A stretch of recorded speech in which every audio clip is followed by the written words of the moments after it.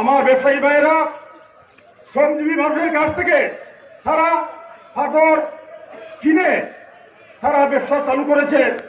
ঠিক এই মুহূর্তে গোয়েন্দাদের এসিলেন্ট এসে পাত্রগুলো জব্দ করে দিয়েছে।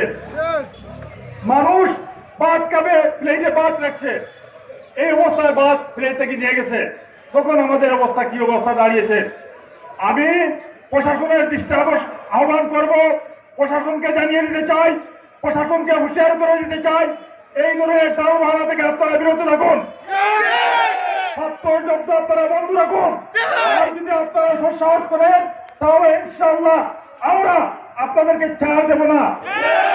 আমরা নিয়মতান্ত্রিক ভাবে ফাটল কোয়ারি তুলে দেওয়ার জন্য আমরা হাইকোর্টের শরণাপন্ন হয়েছি। হাইকোর্ট থেকে আমরা রায় পেয়েছি, কিন্তু এইটা কৌশলগত কারণে সরকারের উপদেষ্টা এটা বন্ধ করে দিয়েছে। তা আমরা মেনে নেব না, কোনো অবস্থাতে মেনে নিতে পারবো না। প্রিয় উপস্থিতি, আপনারা জানেন আমরা মহামান্য হাইকোর্টে প্রতি বছরের ন্যায় রিট করে এবারও আমরা একটি অনুমতি পেয়েছিলাম পাথর উত্তোলনের। আমাদের উত্তোলন পাথর করার পর ভাবে এসে প্রশাসন সিজ করেছে। আমি তার তীব্র নিন্দা এবং প্রতিবাদ জানাই।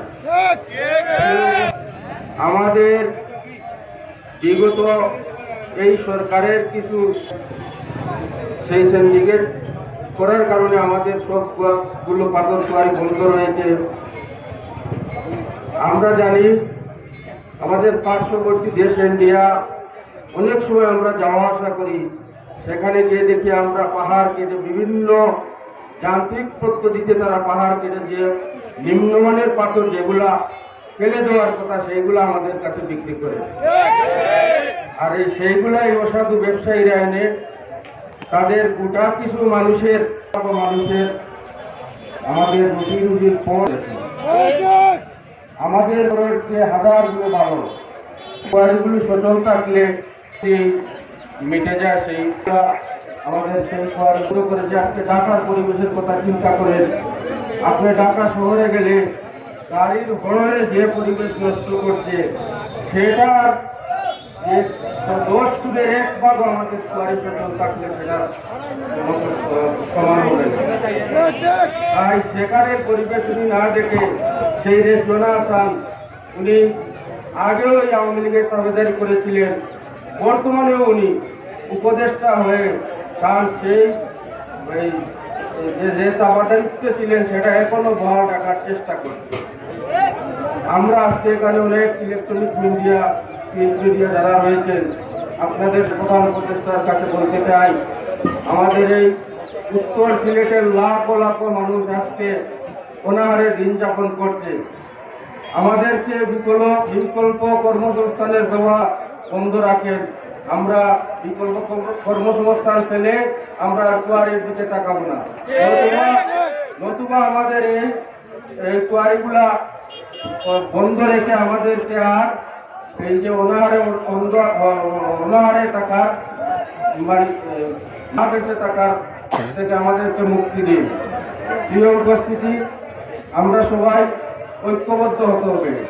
আমরা ঐক্যবদ্ধ হয়ে আরো বৃহত্তর আকারে সবাই বসে, এখন আমাদের আর পিছনে যাওয়ার জায়গা নাই, আমরা পুলিশ কিন্তু দেওয়ালে লেগে গেছি। সরকারের মাননীয় প্রধান উপদেষ্টা ডক্টর ইউনূস সাহেবকে উদাত্ত আহ্বান জানাচ্ছি, আমরা সাধারণ মানুষ, আমরা 3 বেলা ভাত খেতে চাই। আমরা হাজার হাজার কোটি টাকার সম্পদ চাই না। যারা হাজার হাজার কোটি টাকার সম্পদ বাড়ানোর জন্য আমাদেরকে উপোস রাখতেছেন, আমরা আজকে অসহায়, আমাদের বাচ্চা কাচ্চা উপাস, আমাদের ছেলে মেয়েদের লেখাপড়া করতে দিতে পারছি না। আর আপনারা ঢাকায় বসে পরিবেশের দোহাই দিয়ে আমাদের পেটে লাথি দিতেছেন। আমি বিস্তা গান্ধী শ্রমজীবী বিভিন্ন সংগঠনের দায়িত্বশীল বৃন্দকে অনুরোধ করব, আমরা আমাদের অধিকার আদায় করে নিতে হবে। অধিকার কেউ করে এনে দিবে না। তাই আমরা আগামী যে কোনো আন্দোলনে আপনারা নেতৃবৃন্দ যে ঘোষণা দেবেন, ইনশাআল্লাহ আমরা রাজপথে রাখবো। আমরা এখানে যারা আছেন, যারা শ্রমিক আছেন, বেলচা কোদাল নিয়ে অতীতের ন্যায় আমাদের এই এলাকার নেতৃবৃন্দ নেতৃত্ব দিয়েছেন। আমার বাবা অক্সর এখানে আছেন, ওনারা যখন বাকি শ্রমিক এবং বিভিন্ন ব্যবসায়ী সংগ্রহের দায়িত্বশীল ছিলেন, ওনারা বেলচা কুদাল নিয়ে মাঠে নেমে অধিকার আদায় করেছেন। আমরা এখন আদায় করবো কিনা? আমরা বাদ চাই, আমরা আমাদের কুয়ারি সচল চাই। আমরা কুয়ারি সচল হলে ইনশাআল্লাহ বিস্তারিত এলাকার মানুষ, এই সিলেটের এলাকার মানুষ শান্ত থাকবে, কারণ এই সিলেটে বিকল্প কোনো কর্মসংস্থান নাই। আমি উপদেষ্টা বৈঠকে বলবো, হয়তো আমাদেরকে বিকল্প কর্মসংস্থান দেন, নাইলে আমাদের পাথর কুয়ারি খুলে দেন। সবাইকে ধন্যবাদ। আসসালামু আলাইকুম।